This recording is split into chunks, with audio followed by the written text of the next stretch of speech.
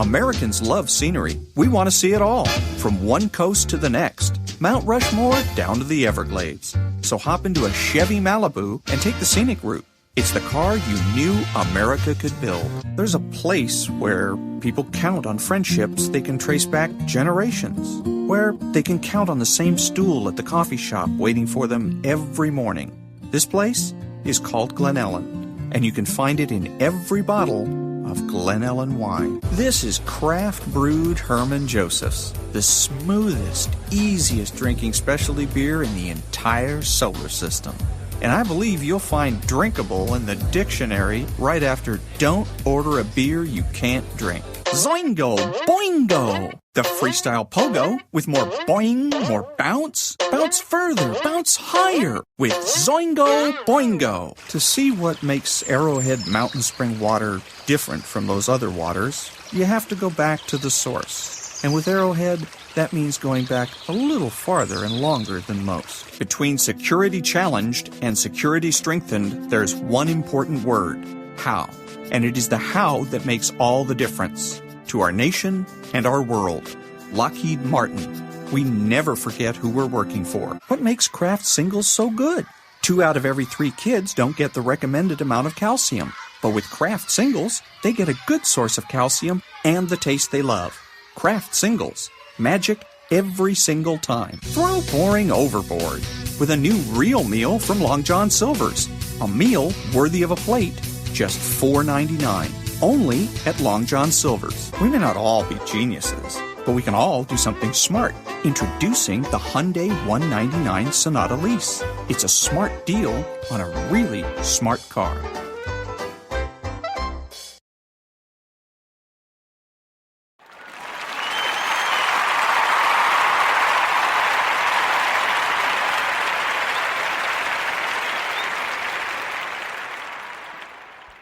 It's wild because she got pregnant and I got all the symptoms. It's crazy. It's a real thing. It's called sympathy symptoms. I had all of them. She got pregnant. I got nausea, I had diarrhea, and I was vomiting all the time. She was perfectly fine. She was jogging, doing fucking yoga and shit. Perfectly fine. Every morning I'd be vomiting. She'd walk up. She's like, "Are you okay?" I was like, "Bitch, I'm pregnant. Have some sympathy."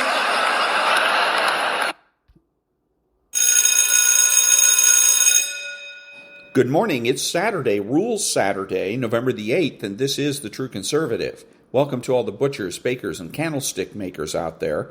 I'm Ron, your host, and the only true conservative in the United States today. So today, after the Serenity Prayer and the patriotic song of the day, we will have no free lunch, motivation, meditation, and rules for retrogrades. All that and more when I get back.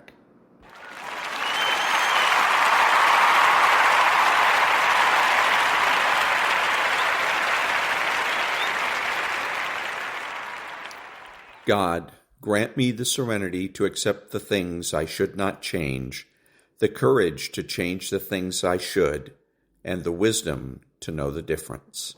Amen.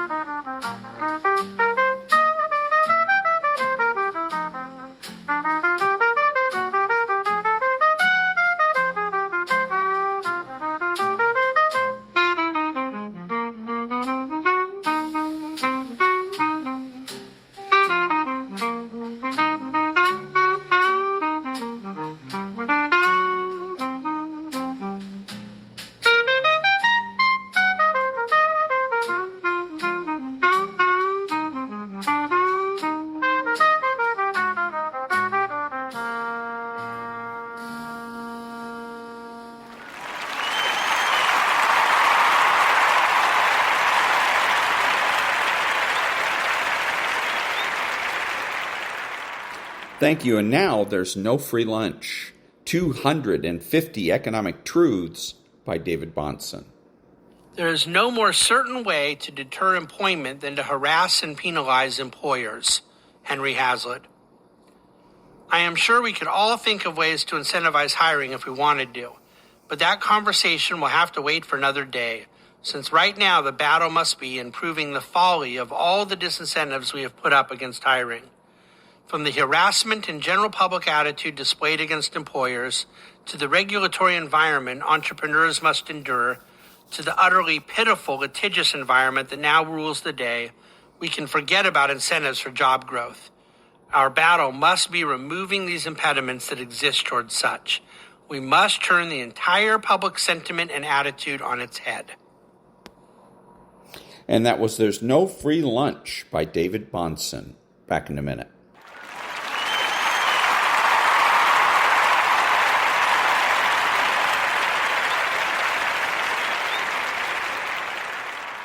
Thank you. Now, this is from an account, what is this called? X3 Techno 2.0 and on Instagram. So even a national treasure like Chuck Norris had to walk away from the left. Even he had to leave Democrats alone. Check this out. Question for you, good sir. Why are you a conservative, sir? Well, I used to be a Democrat, but unfortunately the Democrats went too far to the left, and the Republicans moved into their position that the Democrats were 40 years ago. See? And so what the Democrats believed 40 years ago, the Republicans believe today. And so I realized that I had to go to a Republican because the Democrats just got too far off the trail. They just got completely off the trail and lost all reality of what America stood for. Whenever a national treasure like Chuck Norris has to come out and tell you why he's not messing with that side no more, that right there just speaks volumes because he never says anything. Think about it. When's the last time you seen Chuck Norris just come out and speak publicly about anything? And that was the account X3 Techno 2.0. Back in a minute.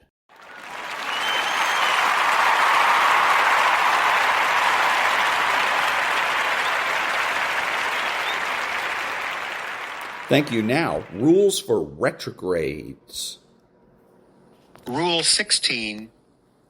Never utter, think, or imply that the retrograde merely upholds the status quo. He does not.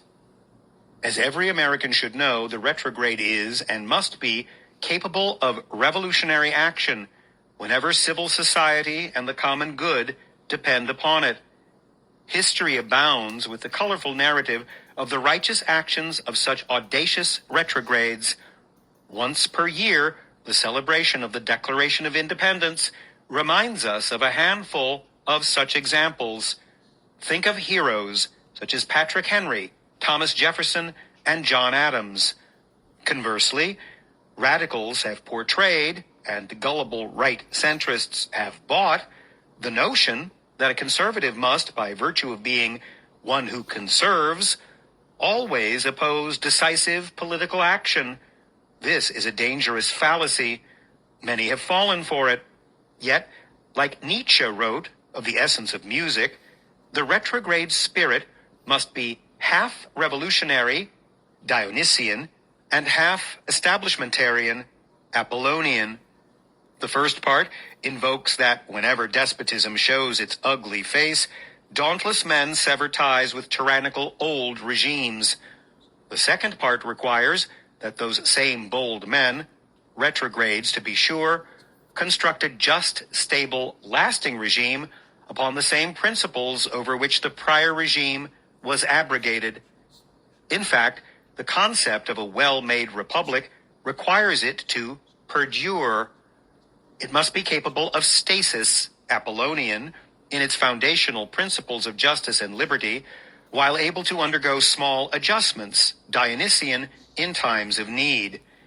If the republic's foundational principles are deemed so broken as to be necessarily cast aside, then the need for a full-on change of regime will present itself. Imagine the debility when a republic operates on the faulty assumption that, categorically speaking, its people ought to be impotent to all occasions of necessary counteraction. No doubt the radicals have been instrumental in popularizing this spurious anti-republican worldview. In other words, the Dionysian component of republicanism sustains the critical, chaotic, energetic spirit of the retrograde, which activates whenever conditions have grown decadent, complacent, immoral, or tyrannical. On the other hand, the Apollonian component maintains, as long as possible, the ordered, traditional, stable spirit of republicanism, operating within the abiding norms of law and culture, for as long as they can truly be said to survive. The retrograde credo does not involve the latter only, but both together. As long as a republic stays true to its righteous foundational principles, stasis remains the watchword. When it strays from such principles, daring men must work drastic change through either revision or revolution. Here's how it all plays out in real terms. Each year in America, the 4th of July presents a ripe opportunity for meaningful explication of the principle of retrograde dualism, Dionysus and Apollo together. Moderate conservatives, who began giving purchase to the don't rock the boat principle, cannot even begin to account for salutary revolutions like that of 1776. The signing of the Declaration of Independence must be quite the enigma to such tepid celebrants of the holiday. At present, they cannot make heads or tails of it, yet they must be informed. The retrograde himself must tell the guests at his July 4th barbecue what bad citizens they are in their passivity. He must chasten them that they cut a perfect image of Jefferson's, quote, timid men who prefer the calm of despotism to the tempestuous seas of liberty, unquote. That is, they cannot make necessary remedial changes based upon natural law to the republic as it groans under the tip of the savage spear of anti-Christian culture and beneath the weight of the despotic regime. At the 4th of July, we Americans celebrate a rite of rebellion inhering in God's nature. This right of self-defense requires retrogrades to be fully conscious of the Dionysian component of their own credo. And that was Rule 16 from Rules for Retrogrades, 40 Tactics to Defeat the Radical Left by Timothy J. and David R. Gordon. And he's wrong, he makes this complicated. A lot of would-be conservatives like to make things complicated. It's not complicated, it's simple. First of all, you don't have to be on the guard for revolution. The way it works is you make the presumption for the status quo. You don't get married to it. You make the presumption for the status quo, and you change when there's an obvious case for change. I get up in the morning and I do the same things every single day unless there's an obvious case for change. An appointment, for instance. Or I'm going to be doing something I don't usually do every day, like my laundry. So I'm planning on doing my laundry shortly after I get up. So I might get up a little bit earlier or later, but the point is it's going to have an effect on the status quo. That's the way it works. It's not all this complicated 50-50. How do I know whether I'm 50% this or 50% that? I don't. I have no clue. Make the presumption for the status quo, which is what normal people do. And you change when it's necessary to change. That's truly conservative. Back in a minute.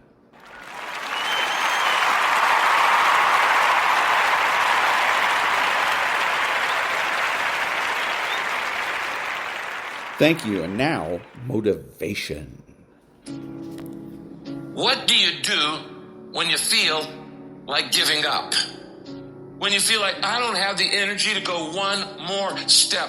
I'm just going to chuck it. I'm going to give up on my marriage. I'm going to give up on my job. I'm going to give up on my dream. I'm going to give up on my health. It's over. I'm done. Finished. What do you do when you don't know what to do? And the things you should do, you don't do. And the things you shouldn't do, you do. It just seems like that my life is in shambles. It's a disaster. Nothing's working. What do you do? How do you get out of that? We all have shortcomings. We're all going to make mistakes. We're going to experience some disappointments and some failures. Why? That's a part of it. It goes with the territory of being a human being. What do you do when you have no external motivation? It's about the internal. What do you say to yourself? How are you going to fire yourself up? What's that flame inside of you that keeps you going? There are times you're going to want to give up. There are times you feel deserted. People are lied to you, and you're going to run out of resources. That's a part of it. But that's how you grow. That's how you learn from life. So whatever you're experiencing right now, it has not come to stay. It has come to pass. Look for the lesson in it all. You will grow through what you go through. The question is, are you willing to go through it? I want to honor all the workers in here. The person that shows up. The person that grinds from the bottom and hits their rock bottom and still goes on. The person that's in the car wiping tears off their face and then still accomplishing the mission. Because I'm telling you right now, you might not feel it now, you might not see it now, but it's going to pay off in your life. Failure is not falling down. Failure is staying down. I failed over and over and over again in my life. And that's why I succeeded. You get to make a choice. Is failure going to break you, or is failure going to make you? You get to decide. Failure doesn't. You get to decide if I'm going to be rich, poor, mediocre, happy, sad. You have a decision to make, but you have to claim it. You have to expect it. You have to live your life with the expectation that great things are coming your way, that your thoughts can create things. You gotta be able to see it when it cannot be seen. You gotta see it in your mind's eye. You have to see it happening. You have to see yourself writing the book before the book is finished. You have to see yourself graduating even though the teachers are telling you that it's not going to happen. You gotta see it, because if you can't believe in it, you will never manifest it. But when you believe in it, you demand the universe to assist you in what you're doing. Before I leave this earth, the vision got to be done. That no matter what you're going through, you ain't gonna switch up. I'm telling you that you gotta be possessed with the vision. You have to defeat the enemy. It's not the people online who don't like you. It's not the people that are judging you. It's not your past. It's not your circumstances. The enemy is an internal voice in you that's telling you that you're not good enough. The enemy is that fear. Even when your back's against the wall, you still say it's all. Even when you don't even have it figured out, you take what you know and you move forward with your life. Stop running from it and run to it. You don't quit. You don't give up. Stop running. Stop running and face it. Stop running. Stop crying. Stop running. Stop giving up. And you go take the fight to them. Go to the heat. The sooner the heat, the sooner the dream. Because your success is on the other side of the problem. Stop running from your pain and embrace your pain. Your pain is going to be a part of your prize. I challenge you to push yourself. Go get it. Don't run from it no more. Go get it. You got to take that thing out. You got to take the breath out. You got to go get it. When you taste these finer things of life, all the pain, all the work, all the sacrifice you get on is well worth it. If anything, it's a small down payment for the price and the reward you got. And once felt, how do you ever turn your back on it? Stop running from the potential of what you can be, guys. It's inside of you. It's always been there. You set the tone for your life. Life happens to everybody, but winners approach it like victors and losers like victims. You're not a victim. Stop talking about I can't, I quit, I don't think I can make it happen. It's impossible. Stop talking like that. Stop cursing and start believing. And the only thing stands between your success, the only thing stands from you doing what you know you've been called to do. The only thing is you. Nobody can stop you. You're the only person that can stop you. So stop talking like a victim. Stop thinking like a victim. Stop acting like a victim. And walk into your destiny. Walk into it. You sitting there hoping things gonna get better. You gotta work. This don't happen on its own. It's brick by brick by brick. Where do I start? I don't know. Pick a spot and go get it. You can start the process right now of turning it all around by getting up and getting to work. And that was a little bit of motivation. Back in a minute.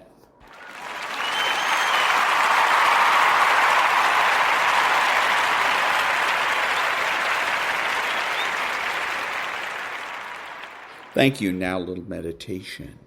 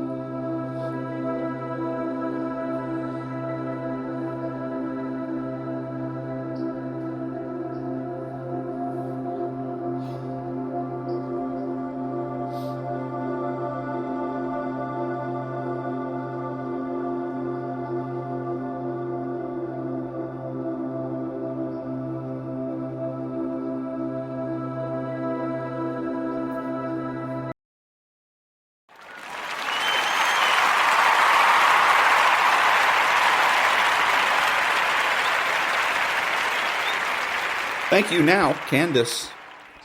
Ma bande, je ne suis absolument pas morte. Je vous fais un live de quelques secondes, parce que les gosses arrivent après, pour vous dire que j'ai ouvert les créneaux pour l'œil de la connaissance, Candice@tias.fr, pour les rendez-vous de l'œil de la connaissance. J'ai ouvert le planning de décembre jusqu'au 11 décembre. Donc, comme ça, vous êtes au courant, ça c'est fait jusqu'au 11 décembre, parce que vous demandez encore comment je fais pour joindre Candice. Candice@tias.fr, c'est écrit en bio, c'est écrit en long, en large, en travers. Vous m'entendez pas? Ça recommence. Vous m'entendez pas? Vous m'entendez? Ah, Lara Julien, vous m'entendez ou pas? Ou il y a quelqu'un qui doit mettre son sonotone? Vous m'entendez? Je ne sais pas, dites-moi, la régie? Est-ce qu'il y a quelqu'un qui m'entend? Bon, Gladys, vous m'entendez ou pas? Ah, merci Laurence. C'est pas possible, j'en ai marre que vous dites que vous m'entendez pas. Donc voilà, c'était pour vous dire, donc Candice@tias.fr, j'ai dû le répéter depuis 1 an et demi au moins. Vous vous énervez quand la team vous écrit de manière escaltée que Madame Athias l'a déjà dit. Sur toutes mes publications écrites Candice@tias.fr, je ne sais plus traduire français au français. Donc on en est là. Donc j'ai ouvert les créneaux de décembre jusqu'au 11 décembre sur Candice@tias.fr. Ensuite, au niveau des commandes, là je dois encore écrire 280 mantras, puisque toutes les commandes du 25 octobre, ça y est, c'est bon, ça c'est parti. Donc à partir de lundi, donc ce week-end, j'espère déjà qu'on va arriver presque au 1er novembre, jusqu'au 1er novembre sur les commandes. Donc je dois écrire encore des mantras, donc là je vais m'en occuper aujourd'hui et demain, pour que la team puisse travailler ce week-end et vous envoyer le reste. Vous avez reçu votre armille, vous avez reçu plein de choses, il n'y a pas de problème. Pour l'instant, j'entends pas un son. Merci Angélique, tout expliqué sur mon site. Pour l'instant, donc ça avance tranquillement. Quoi d'autre? J'ai plus de mémoire avec cette algie vasculaire. Encore une fois, je fais vite parce que les gosses arrivent. Sur odlc.fr. Donc ça c'est bon, magnétisé à toute balle, laissez le temps que les choses elles arrivent. Je l'ai déjà dit, on chôme pas du tout. Voilà. Est-ce que c'est clair pour vous? Oui, je sais, c'est très agité, c'est très beau, on adore cette histoire. Oui, c'est les Koumas. Bon. Donc on en est là. Donc chaque personne qui a reçu dit que tout est exceptionnel, évidemment. C'est fait avec amour de la connaissance suprême absoluto. Pour vous. Voilà. Donc je vous embrasse parce que moi, J'ai fait mes boulettes pour Shabbat, vous avez bien compris. Vous avez acheté le talisman noir, mais j'ai pas de nouvelles. Ben, c'est normal. Non, c'est pas normal. Si vous avez acheté, normalement, vous avez un mail de confirmation. Si vous n'avez pas eu de mail de confirmation, c'est que vous n'avez absolument pas commandé. Voilà, si vous avez votre mail de confirmation que c'est toujours pas envoyé, c'est que vous êtes certainement dans les commandes après le 26 octobre, mais ça on l'a répété, tout le monde s'en fout. Parce que j'ai déjà dit que toutes les commandes à partir du 20 jusqu'au... C'était quoi Jusqu'au... je sais plus quand. En tout cas, ça partait à partir du 5 novembre. Donc là, on est... C'était des précommandes, j'ai déjà dit. Donc ne vous inquiétez pas, ça va partir. De toute façon, tout part. Mais je dois faire les choses bien, sinon ça sert à rien. Comme je l'ai déjà dit. Lara Julien, la grande journaliste Lara Julien est là. Lara Julien est là. D'ailleurs, je vous rappelle que vous pouvez aller voir tous ces podcasts sur Exceptionnel. Et vous avez aussi l'interview de l'œil de la connaissance suprême absoluto. Merci Angélique, tout à fait. Donc à partir du 26 là. Il faut être patient, tout à fait. On a là des conseils pour la finance. Vous pouvez consulter candice.fr, je peux vous répondre. Ah non, mais c'est insupportable, Sarah. Les gens, ils font exprès de pas comprendre. Après, ils s'énervent, ils disent pourquoi l'énerver. Moi, on a ras-le-bol.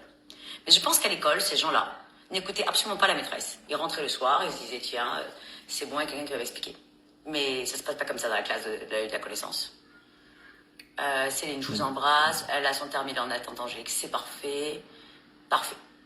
Ouais, je sais, j'ai été faire ma couleur chez David tout à l'heure, c'est beau. And that was Candice. Back in a minute.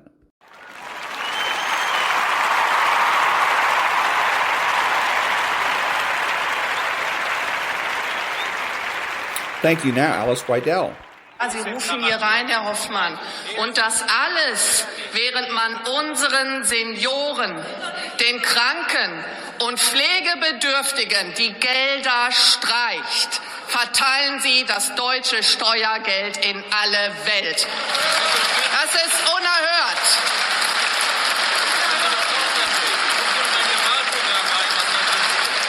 Unerhört ist auch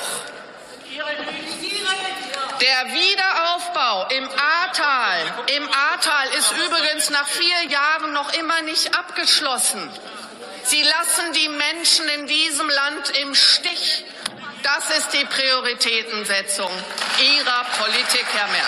Sie stellen einfach so 1 Milliarde Euro für weltweite Gesundheitsmaßnahmen zur Verfügung, während das eigene Gesundheitssystem vor dem Kollaps steht. Sie sind stolz darauf, 12 Milliarden Euro für absurde Klimaschutzmaßnahmen in aller Welt zu verschwenden, während unser eigenes Land, unser Deutschland deindustrialisiert wird. Volle 30 Milliarden Euro haben Sie für unsinnige Entwicklungshilfeprojekte übrig.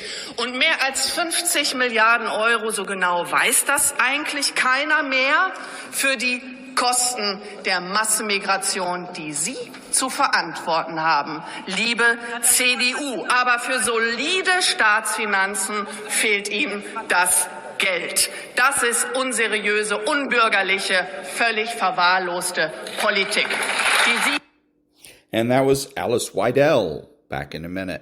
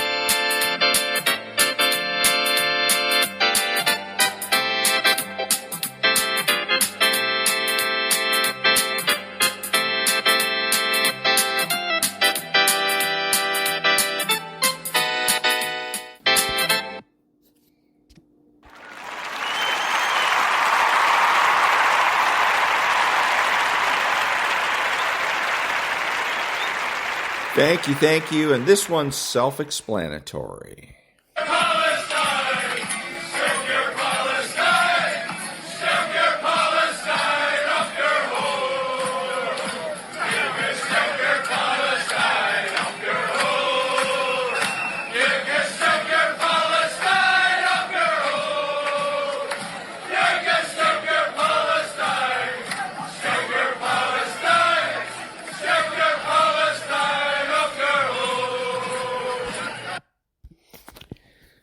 Back in a minute.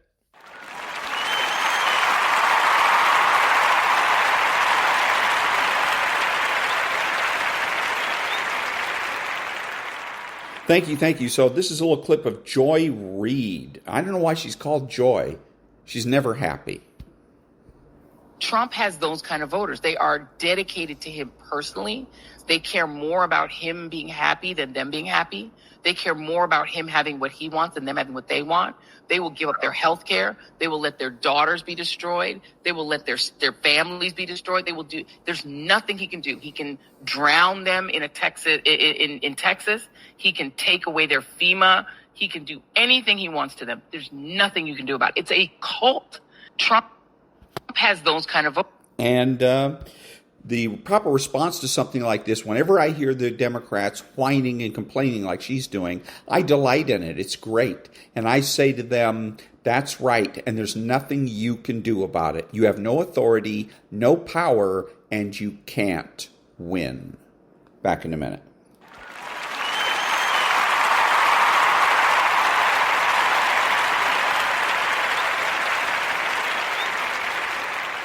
Thank you. And now the remainder of Chapter 5 from the book Return of the Primitive. In the early stages of mankind's development, that view was provided by religion, i.e., by mystic fantasy. Man's psycho-epistemological need is the reason why even the most primitively savage tribes always clung to some form of religious belief. The mystic, i.e., anti-reality nature of their view was the cause of mankind's incalculably long stagnation.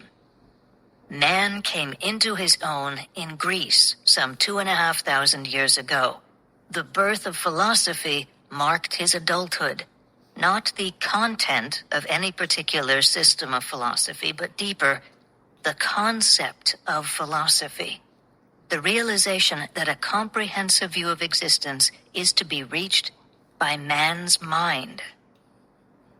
Philosophy is the goal toward which religion was only a helplessly blind groping.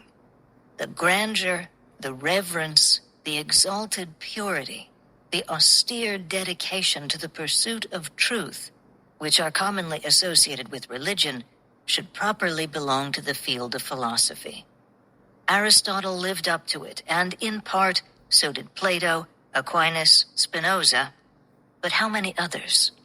It is earlier than we think.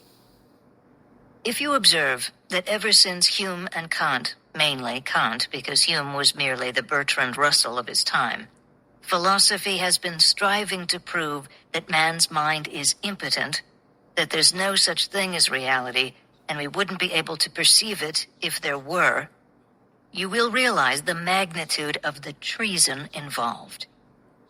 The task of philosophy requires the total best of a mind's capacity. The responsibility is commensurate. Most men are unable to form a comprehensive view of life. Some because their ability is devoted to other professions, a great many because they lack the ability. But all need that view, and consciously or subconsciously, directly or indirectly, they accept what philosophy offers them. The integration of factual data, the maintenance of a full context, the discovery of principles, the establishment of causal connections, and thus the implementation of a long-range vision.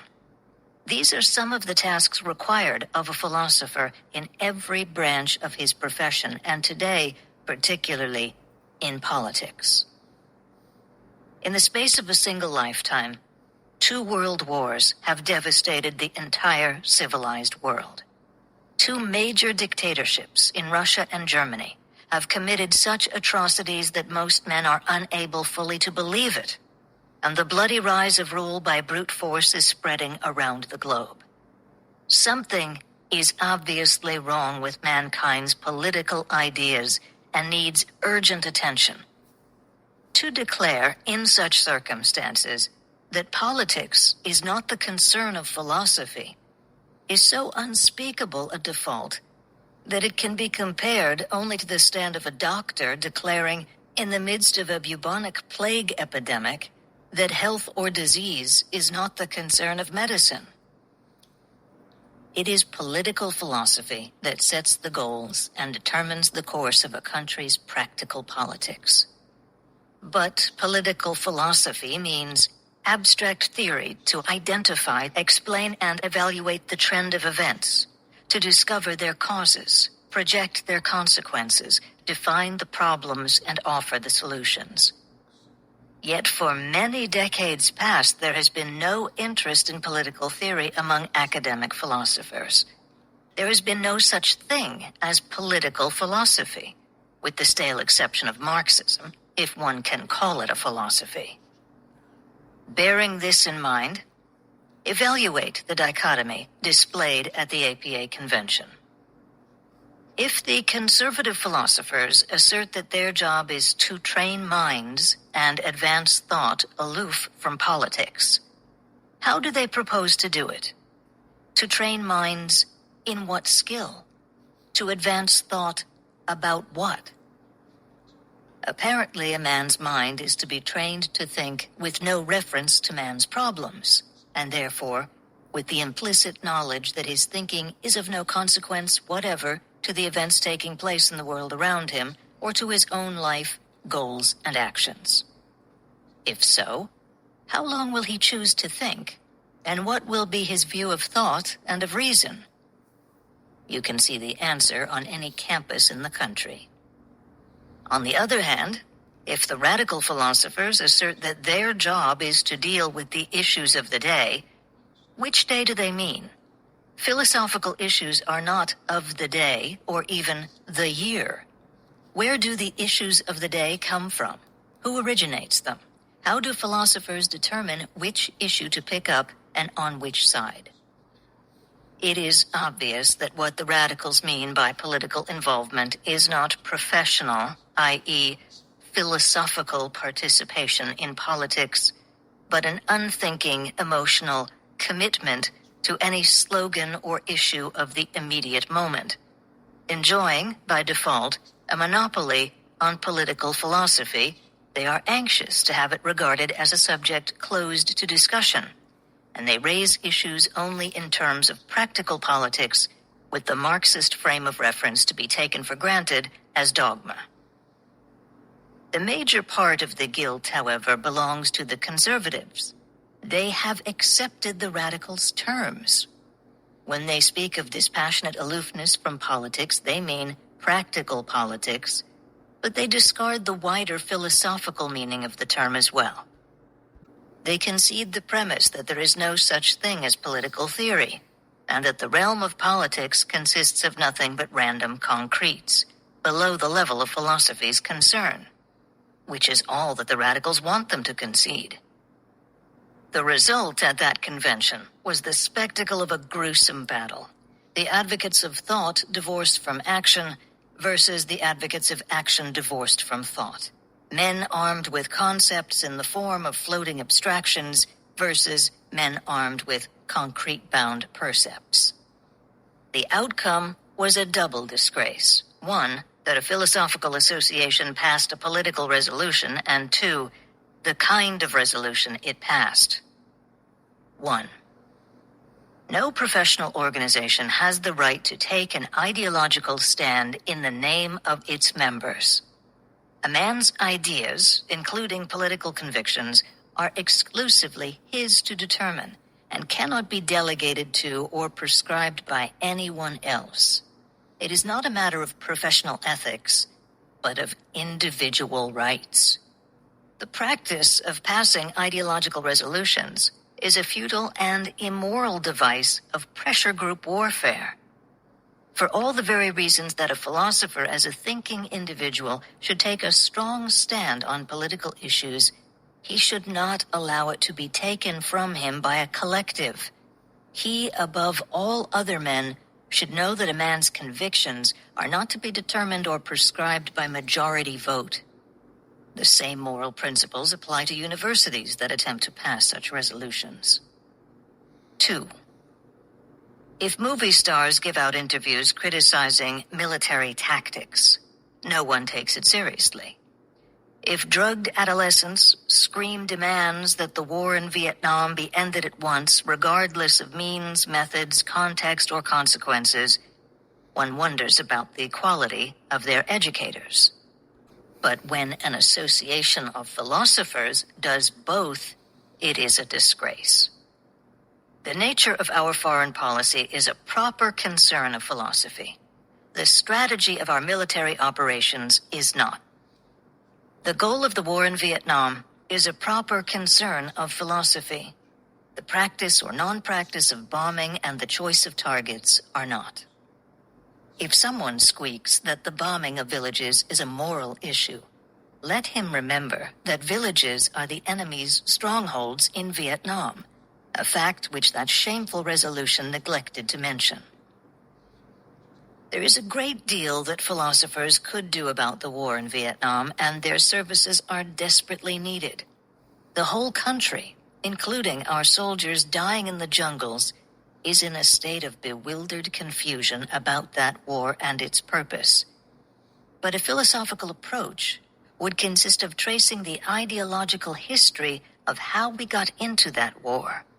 What influences or interests pushed us in? What errors of our foreign policy were responsible? What basic premises created that policy and how they should be corrected? If such a study were made, it would remind the country that the war in Vietnam was started by President Kennedy, who is the idol of all the anti-war protesters. That the basic premises of our foreign policy were set by another idol, President Roosevelt, and reinforced by the United Nations and by every peace and one world group ever since. The premise is that we owe a duty to the rest of the world, that we are responsible for the welfare of any nation anywhere on earth, that isolationism is selfish, immoral, and impractical in a shrinking modern world, etc. Such a study would demonstrate the evil of altruistic interventionism or internationalism, and would define the proper principles, the premises of national self-interest that should guide America's foreign policy.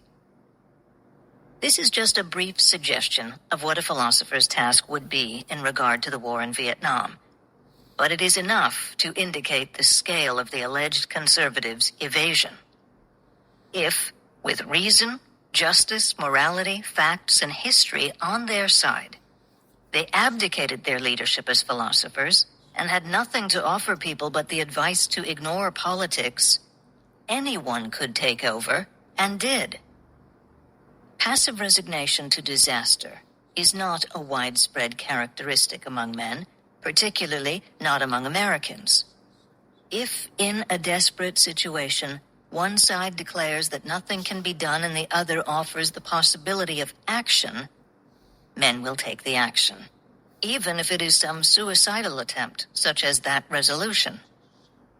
It must be remembered that reason, justice, morality, facts, history are the things that most of those conservative philosophers had been proclaiming to be non-existent or non-objective or unknowable or unprovable or belonging to the realm of arbitrary emotional choice. Through decades of promulgating such doctrines as pragmatism, logical positivism, linguistic analysis, they refused to consider the fact that these doctrines would disarm and paralyze the best among men, those who take philosophy seriously, and that they would unleash the worst, those who, scorning philosophy, reason, justice, morality, would have no trouble brushing the disarmed out of the way. This is the prospect they ignored in regard to the future of the country. It is justice that the blow should strike them first. A tiny minority group took over the leading branch of a profession of some 7,000 members and forced it to slap its own face by a resolution proclaiming that philosophy is a farce. The brothers had asked for it. To what sort of problems had they been giving priority over the problems of politics? Among the papers to be read at that same convention were pronouns and proper names. Can grammar be thought? Propositions as the only realities. the only reality, as it usually does, avenged itself at that convention. June 1970. And that was the end of Chapter 5 of Ayn Rand's book, Return of the Primitive, The Anti-Industrial Revolution, read by Bernadette Dunn. And while I was listening to this, one of the things that occurred to me is the difference between the way we make our decisions today versus the way we used to make decisions. Our decisions were based on religion and philosophy. So we looked to philosophers and religious leaders or theologians in order to answer big questions and just generally get a sense of direction in life. Whereas today, we are relying on psychologists and statisticians, people that are conducting polls and surveys. Back in a minute.